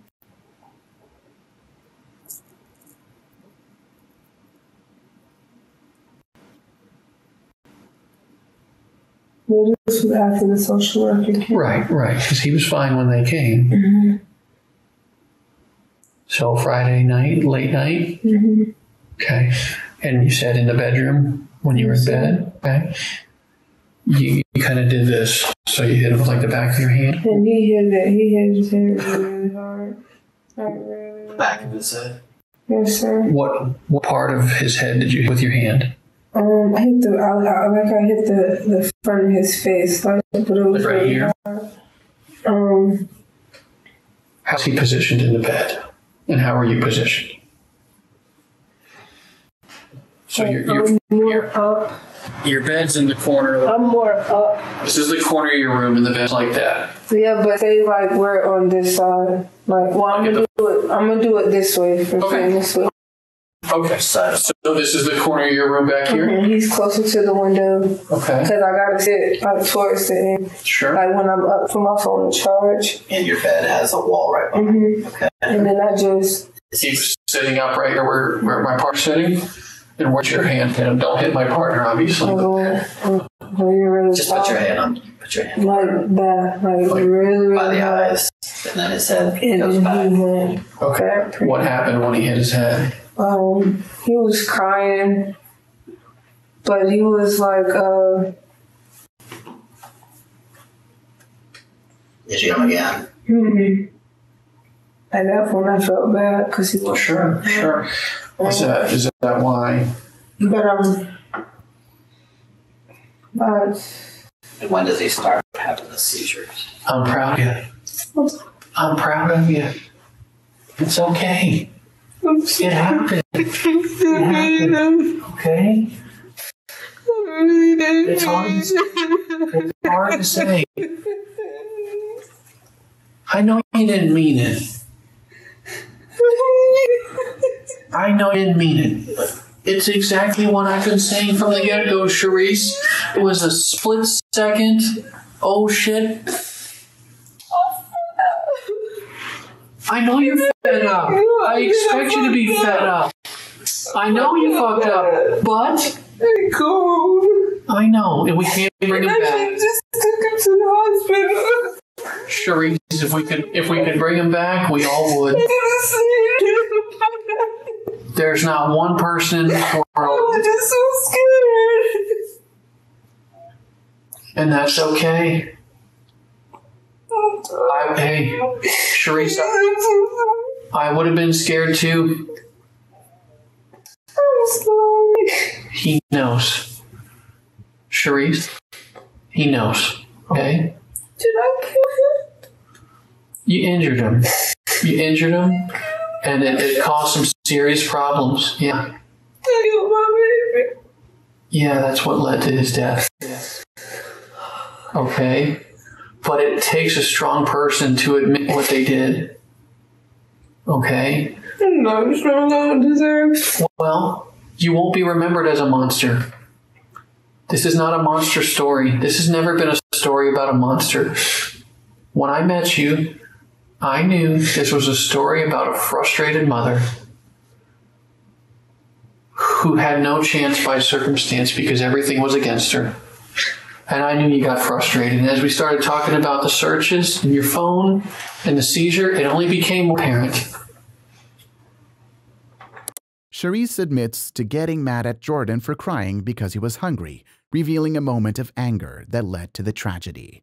Knowing that a mother could hurt her own child for crying over basic human needs is shocking.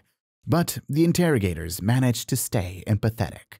They talk about the importance of support systems and resources for parents, particularly single parents who might be facing compounded stressors. Okay? I don't have nobody in my corner. I was in your corner. I'm gonna be by myself in there. That's not... Nobody gonna come see me. Nobody gonna forgive me for this. People will forgive you, Charisse. I forgive you. I forgive you. Dad. His dad part of the problem, okay? You were doing this, the best you could with the circumstances you had. I didn't mean to. I know. I didn't mean to. Charisse, you're not the first person to be through something like this. And nobody ever means these things to happen. Nobody. You said outside before you take me to jail. Yeah, you gotta hang out here for a little bit. I gotta go out and make some phone calls and whatnot, okay? I want to go to jail. I know. I know. Me too. I know. You said you're hungry? Okay. Do you want to still write out what we were talking about? No? Okay. He was a happy kid. Why didn't you let me keep this picture? Make sure there's nothing else in there.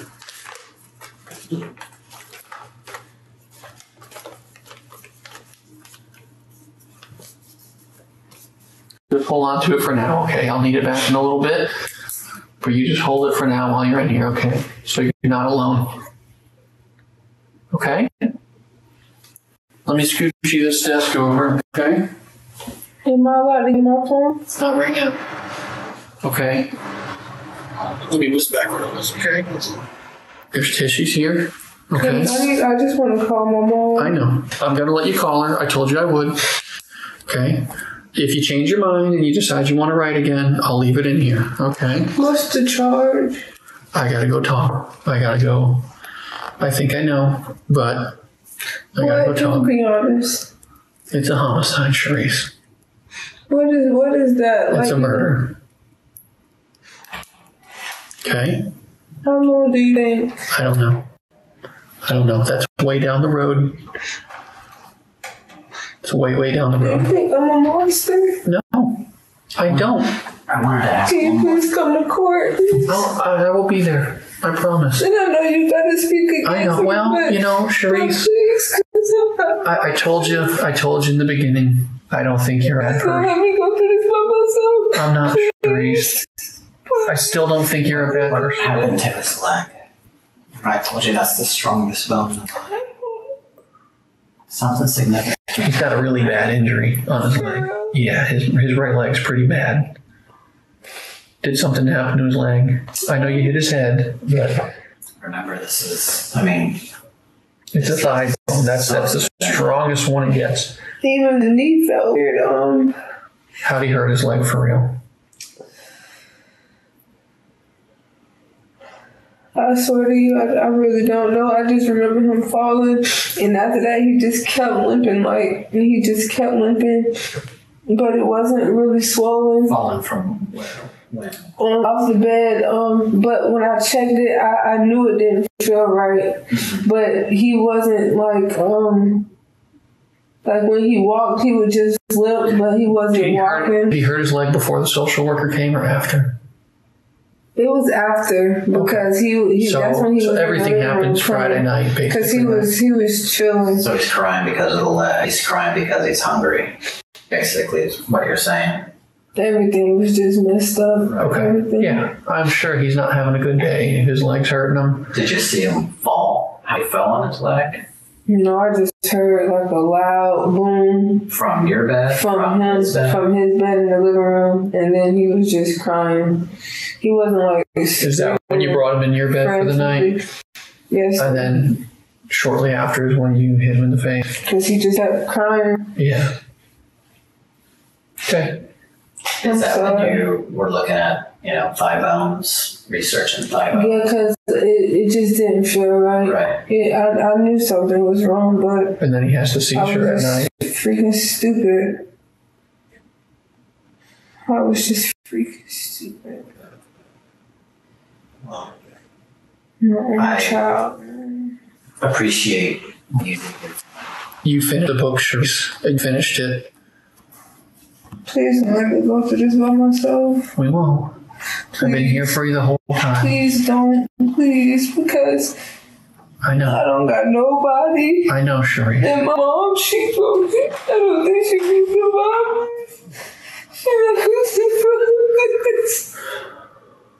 Charisse, I don't got nobody. Please don't let me go through this by myself. I'll be there for you as much as I can. Like you said, I'll have to tell the story the way it's been told to me, the good and the bad, the lies. I'll have to tell it. Okay, that's all got to be a part of my report. But in the end, you redeemed yourself by being honest. In the end, you made the good choice. I know. And whatever consequences you have to face, whatever that may be, you hold your head high. You hold your head high because you did the right thing in the end. No matter what happens, in the end, you made the good choice. You did the right thing. As hard as it was to sit here and tell us that, it's the hardest thing you've ever done. It's the hardest thing you ever have to do. There'll be cameras and stuff out there. I don't know. They've been following us everywhere. I can't get 5 minutes without being near a reporter or a news truck. They don't even know who I am or my role in this. They're everywhere right now. Okay? But hopefully they're all over where he's found. Okay? Because that's the interesting story right now. They don't know you're here with me. They don't know what's being said in this room. They'll know eventually, but, we'll probably have parted ways by then, okay? I gotta go make some phone calls. I gotta do some things. I'll try to get you a snack and a phone call as soon as I can, okay? All right.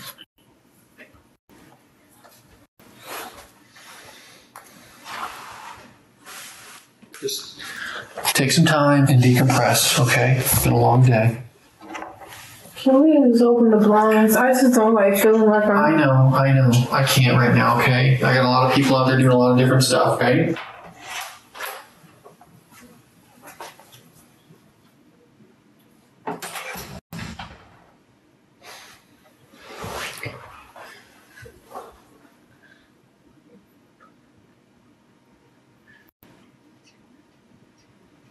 Okay. Father God, I made a mistake. But Lord, I'm coming to you as humble as I know how, and I'm asking you for your forgiveness. Lord, I'm asking for you to have mercy and look in people's hearts and let them know I'm not a monster and it was a mistake. Please. My life is about to change drastically. And Lord, I need you right now in the name of Jesus. I need you right now, Lord.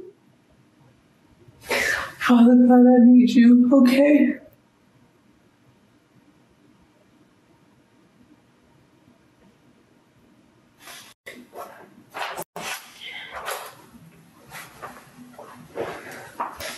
Thank you. You're welcome.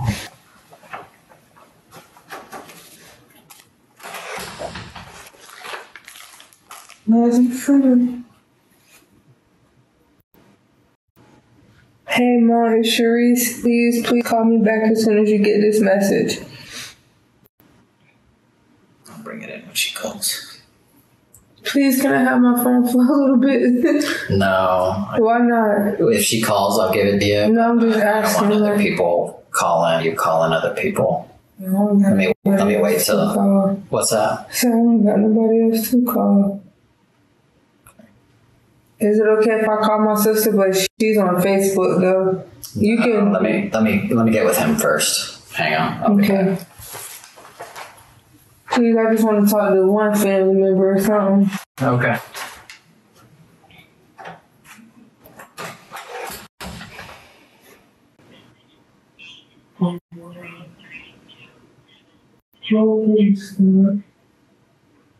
Did you leave a message the first? Well, yeah, you did. Okay. In your personal opinion, dealing with cases like this, what usually happens? They're so different. Each one is so different. I mean, some people, go through the court system and admit what they did, and they come up with a plea deal. Some people take it to trial. It's just, it's all depends on you and the state attorney. It's a tough question to ask because I've seen them where it's, life, never ever. And I've seen it where it's pretty normal. So it just all depends on. In your opinion? In my opinion, being that you were honest about everything and came off it, that's going to do well for you. In my opinion, my experience, that's what I've seen. Whether that happens all the time, no. But I can't say once it's out of our hands at this point. You know, what Keith can do, because he meets with the attorneys that prosecuted. Hey, Charisse. Who is Keith? He's the detective. Detective. She was honest with me. You know, she got frustrated. Whatever he said, whatever you two said to each other. He's been my partner for a while. He's going to relay that to the state attorney's office. Remember when I said that, you know, don't let us write your story because we might not be accurate. Well, you can say, or he can say, no, Charisse was honest. Here's what she said, A through Z. And in my opinion, people, you know, like I said before, people can understand that because. I mean, I'm not saying I should be punished, you know, because he didn't deserve it. I'm just saying, like, don't throw me away. How old are you? 21. 21. You're so young. Charisse's acknowledgement of her young age and the interrogator's response indicate a recognition of her lack of life experience, which might have contributed to her actions. However, this also suggests a self-focused perspective, considering her age as a factor in her perception of the incident. I think if you keep your head held high, you look 100% better. I mean, was I right that you'll feel? Yeah, but it's like my son's still going, but I just couldn't. Eventually, I knew what was going to happen. I just couldn't accept. I understand. I couldn't accept it. But you got to feel better inside. You know, like you said earlier, the truth will set you free. I mean, I would think, because you look at it, that you feel like, oh, okay. It's out now. This stuff, yeah, it's out now. It's in God's hands. It's in whatever. We just go from there. So wow, your life could be one way and then it changes. Yeah. Less than a second. You're still young, so we'll see. And like I said, he'll say. I'm sorry, so I've just never been in this situation. Well, I don't really know people who've been in this situation, right. But like, I know it's different, like murders, however they say it. Degrees? Mm-hmm. Like, what's the worst? The state attorney determines what they want to file. Like sometimes, you know, you can arrest somebody for, say, burglary. And they decide to file a theft. Mm-hmm. That all gets worked out between lawyers. So what do you think? About what? I'm just scared. I just want to ask as many questions as I can. There's a discussion about the charges and legal definitions, which, again, highlights Charisse's focus on the technicalities and consequences for herself rather than the moral or ethical implications of her actions. Whatever he decides, he'll tell you. You know, we have to, based on what the law says, we have a statute book, we have to go, okay, does this fit? Does this fit? And then he writes it up. What I would guess is it kind of separates into two different charges. Okay. It eventually becomes one, but it's two. So you'll have most likely like an aggravated child abuse. Okay. It means you did something that caused great bodily harm to a child. I understand. And then there's the murder. With that being done, aggravated child abuse, and the person dies, become murder. So, do you think I murdered him? Well, you did. I know. I'm saying. I mean, when you say murdered, yeah, I think what you did caused him to die. Yes, 100%. I know. I'm confident you didn't mean to do that. But yeah, I'm not going to sugarcoat it. I just want to be honest. No, yeah, I'm being honest with you. Yes. What they decide to file, I know. Like I said, once we leave here, we're in the dark. You'll get an attorney probably tomorrow morning. They'll meet with you, and they can probably answer more questions than I can. And then the state normally has like 3 weeks or so before they decide what they want to do. So if you were in charge, like, to determine, what would you say? If I were like the judge and all that, well, thankfully I'm not. So I can't make that decision because I care about people. I mean, it's not like the judge. Like, if you were the state attorney, what would you say?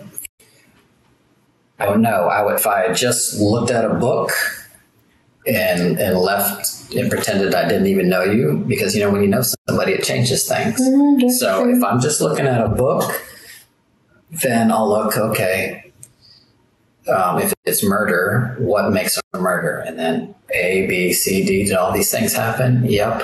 Okay, then as a state attorney, I'll probably file the murder because they don't know you. They haven't talked to the Detective Whedon yet. They haven't talked to your family. And that's what they do before, if there is a trial, you know, they talk, the lawyers talk, your lawyer will talk to them, and, you know, if something can be worked out, great. If not, then they let a jury decide, and a jury will decide. Ultimately, it's a jury's decision, or if you don't want to go that far, it's sometimes they make deals where it's like, okay, I'll plead guilty to this if I get this. And sometimes they're like, oh, okay, that sounds fair. So, I mean, it could go a million different ways. I know that doesn't help your question, but they have good public defenders, if that's the route that happens. They do it all the time. So they'll be able to answer any question you can have, and they'll be honest with what they think will happen. So I just don't want to be portrayed as a monster. I don't think you will, because with an explanation, like I said, people can, like I said, you were unlucky. You were unlucky. So who cares what other people think? It's what you think, and I would hope you feel better about yourself being honest. So I'm not going to sit there and be like, oh, I plead to be innocent, because he don't deserve that. I mean, I don't want to slap on the wrist. I just need another chance. If I do some years, you know, I'll take that, but I just want to at least have another shot at life, because like 18, that's the first relationship I jumped in ever in life. right, Like, ever. I was important game. You had to. I went to school every single day. I caught the bus from St. Pete all the way to Countryside just to go to school. Yeah, it's hard. It's just changed. Yeah. Yep. Like I said, keep your head held high, and Can you ask him to come in here so I can talk if he's able?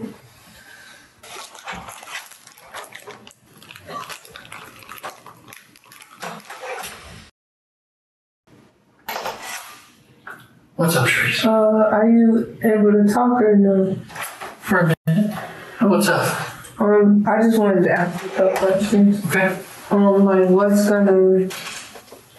gonna take place? I mean, I know I'm going. Yeah. You're. I just want to know, like. At this point, you're considered under arrest. You're being charged with aggravated child abuse. Okay. And first-degree murder. How bad is that? It's not good. I know. I just like. It's not good. As far as penalties go, honestly, I don't want to tell you the wrong thing. Based on your experience. Based on my experience, not good. But what happens is you're charged today, okay? You get charged. We send you to county jail. We bring all the case to the state attorney's office, and they make a filing decision on it. They'll review everything. They'll talk with us, and they'll decide what to file the charge as. And they can change it, they can alter it, but I'm pretty confident they'll probably stay with what we've chosen. And you'll get your own attorneys, and they'll decide how to handle it from there. I mean, after today, I'm basically out of the decision-making pool. I understand. So, okay. I just want to know, like, where do you see this going? Like away from being... Quite honestly, Charisse, it's up to you. It's up to you where it goes from here. You can take it however you want to take it. You'll have your own lawyer who will give you advice on what they think you should do, and you just got to do what's best for you. And there's no hard feelings here. This is not, I don't take anything you decide from here on out personally. You're looking out for yourself, and it's okay. And I don't want to slap on the wrist, I don't think it's going to be a slap on the wrist. I deserve to be punished. And that's not for me to decide. And that's up to the system. That's out of our hands. The punishment is never my decision. I know. For a reason. That's the way the system. I know. There's checks and balances. You can't do this. Yeah, it's not fair for me to make that choice. It's not fair for me. I'm sorry I ended up this way. I was back in my mind. I always thought it was headed this direction, but I had a little hope that maybe it wasn't. It's been a pretty upsetting week. It's even though it's not our child, it's hard enough too. This is an emotional roller coaster for everybody involved. So again, no hard feelings, and I'm gonna get your paperwork done, and we'll get you out to the jail. Okay. How long would that take? Shouldn't take more than a van comes and picks you up to drive you. Probably 20 minutes or so, I would guess. In the next 20 minutes? Yeah. Okay, so while you have the time, it's time to, you can enjoy your snack as best you can. Have some water, because, we'll get to the jail. And it doesn't change, but, I've been able to accommodate you as fast as I can. You want food, I can get out there, I can get you some food. They'll do it at the jail as well, but they got a lot of other people they're taking care of too, so it's not always as fast, so to speak. So you're pregnant, they give you special care as well. So the food here is better than the food there, probably. So okay, all right. Do you think I'm a monster? I don't think you're a monster. I never have thought you're a monster. But I needed you to say what you did, so I knew you're not a monster. What I said to you was the truth, Charisse. That's how I truly feel. Like I told you in the beginning, we're all parents. I have kids. Every detective you've talked to has at least one or two kids. We've all been there. And we have a lot more support. We have a lot better situation. And we get still frustrated. The odds were against you. They really were. And it's, I don't want to go to jail for the rest of my life. If we could change it, we would. If we could change it, we would. But, all right. I'm going to finish the paperwork and I'll get you out of here, okay? I shouldn't cut it down. I'm trying to eat as much as I can before I go.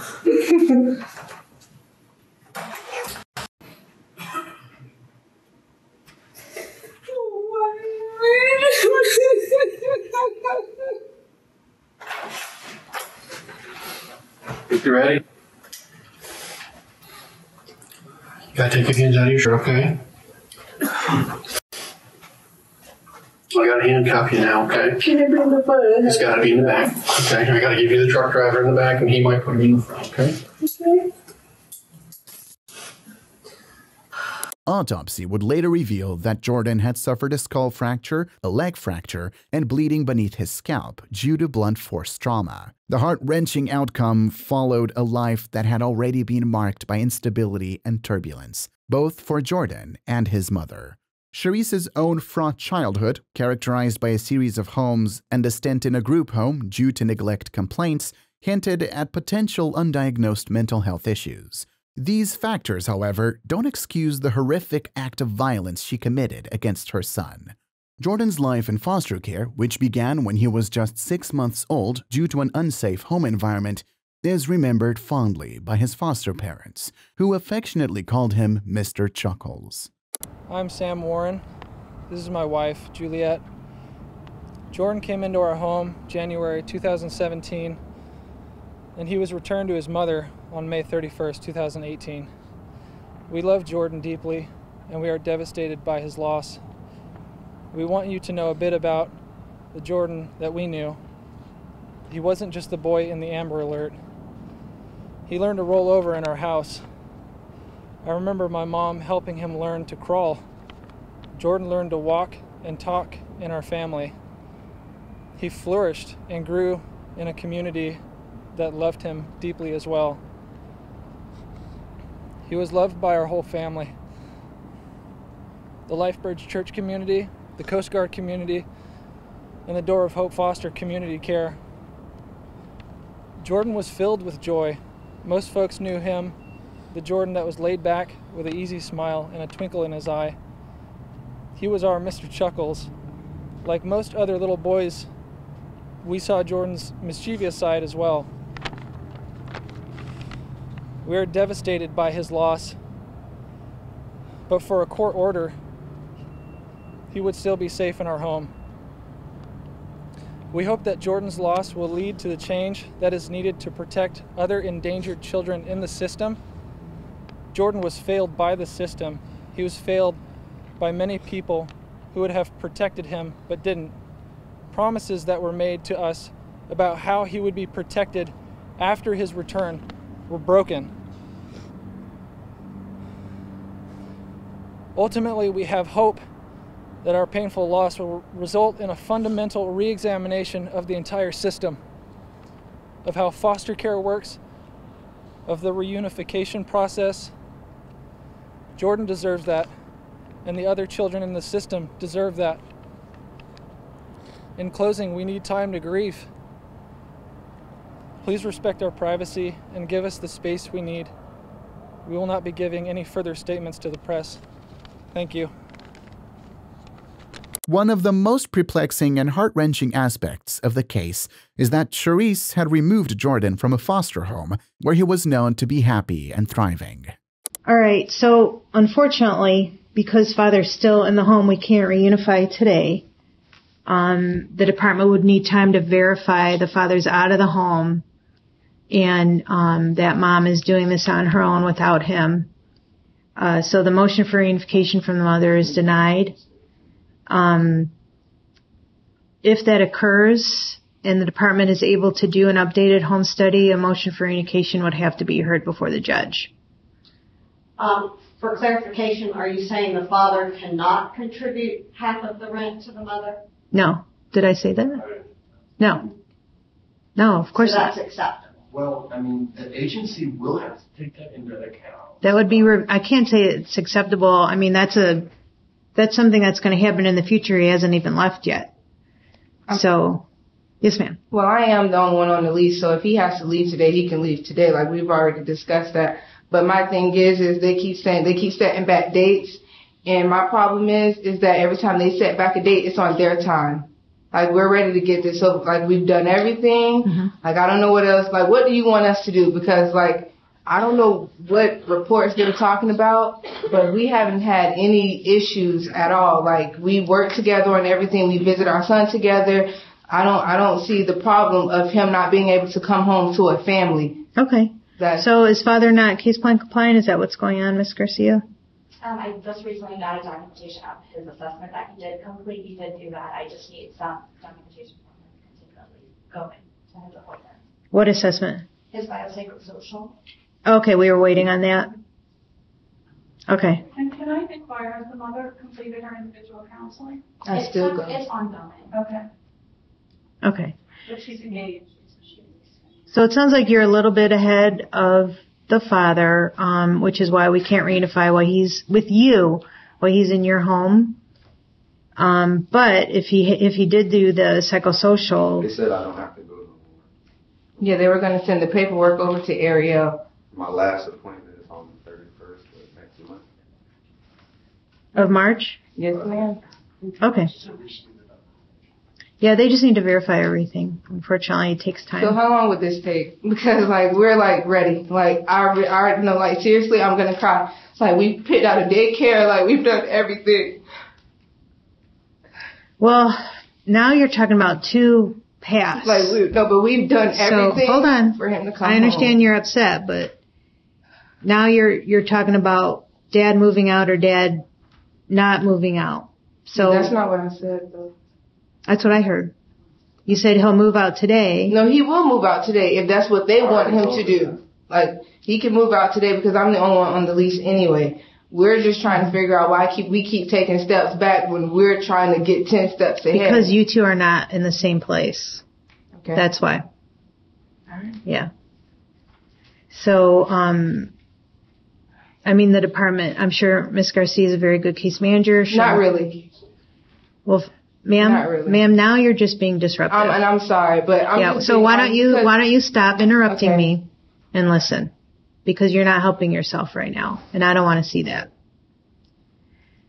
So it's kind of precarious right now because the dad has engaged, did his psychosocial. The department needs to review that, and it's very possible the parents could stay together. They said that last time too. Well, there's also the issues of 911 calls. Those will have to be looked into. I mean, there's a lot going on here. And who called? And who really called? Because I just went to court for the same lady who made a false allegation for my son to get taken away, and she's on her way to jail for making false allegations. So she might have made those calls against us, but I honestly don't know what police reports they are talking about. Like, we don't even have time to argue. We work so much. Right. Like, and I don't know. Those reports are not being determined here today, right now. So maybe the answer, instead of waiting till June, is to set this for another status hearing. Charisse's decision to take him from this environment of care and affection only to end his life is a disturbing element that intensifies the tragedy and further highlights her selfishness.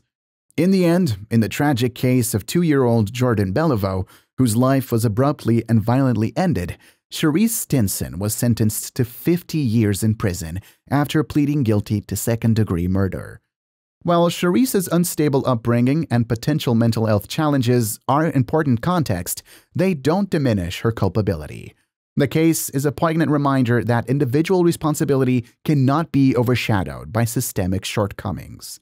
Charisse Stinson's decision to remove Jordan from a nurturing and safe foster home where he was known to be happy and well cared for, and then to inflict fatal harm upon him, speaks to a deeply troubling level of self-absorption. Her actions indicate a disregard for the well-being and safety of her child, prioritizing her own desires or impulses over his fundamental right to a safe and loving environment.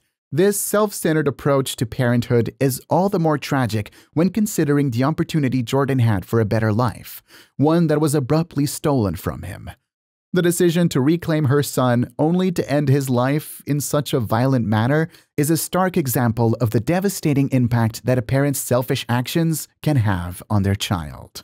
While acknowledging the systemic failures and Charisse's tumultuous past, these aspects cannot overshadow her ultimate responsibility for Jordan's death. Her actions were not only a gross violation of the trust and duty inherent in parenthood, but they also reflect a profound lack of empathy and concern for the most vulnerable and dependent, her own child.